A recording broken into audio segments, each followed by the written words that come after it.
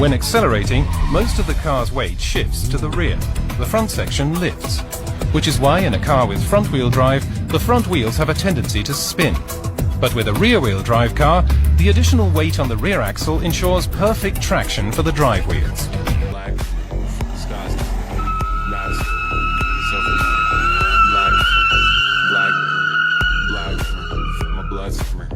Black, front stars, not a silver, got myself a black.